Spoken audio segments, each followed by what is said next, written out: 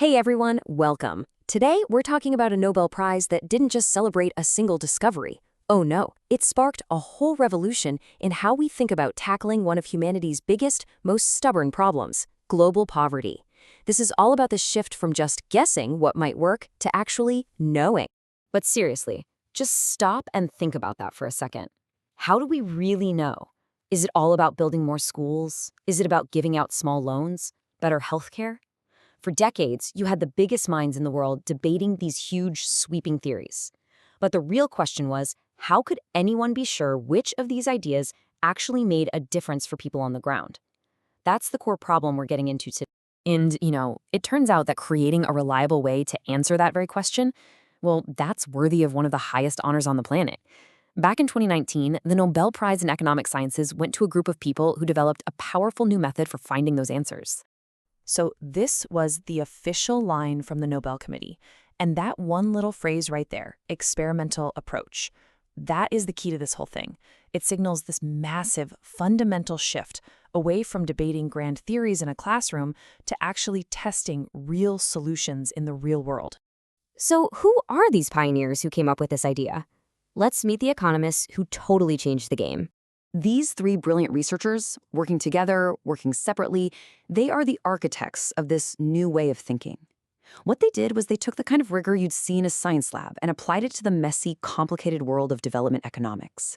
And in doing that, they basically transformed it from a field of big ideas into a science of real answers.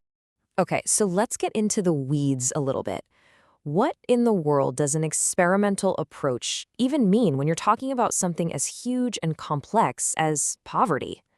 Honestly, the easiest way to get it is to think about a clinical trial for a new medicine, right? Before a drug gets approved for everybody, scientists test it. They have a group that gets the new medicine, the treatment group, and a group that doesn't, the control group. And they do that to prove that it actually works. Well, these economists took that exact same logic and applied it to things like education and health policies. And looking at it this way really shows you just how revolutionary this was. For so long, the old way was all about these massive top-down theories and endless debates. But this new way, it just flips that whole script. It stops asking what's the one single grand theory of poverty, and instead starts asking much smaller, more specific questions. And then, and this is the important part, it goes out and tests them on the ground to get cold, hard evidence. All right, so theory is one thing, but what does this actually look like in practice? How do you take one of these small, manageable questions and turn it into a solution that could eventually help thousands, maybe even millions of people? This is basically the playbook. So instead of trying to solve education as a whole, which is just way too big, you isolate one piece of the puzzle, like why aren't kids showing up to school? Then you design a test. For example, let's give free school meals to a random group of schools, but not to another group. After a while, you compare the results. Did attendance go up in the schools with the free meals? If the answer is a clear yes, then you don't just have a nice idea anymore. You have proof. You have an actual answer. And this, right here, is the real game changer. This is the so what of the whole thing. This approach takes so much of the guesswork, so much of the ideology out of the fight against poverty. It gives governments and nonprofits a reliable toolkit so they can invest their very limited resources with confidence.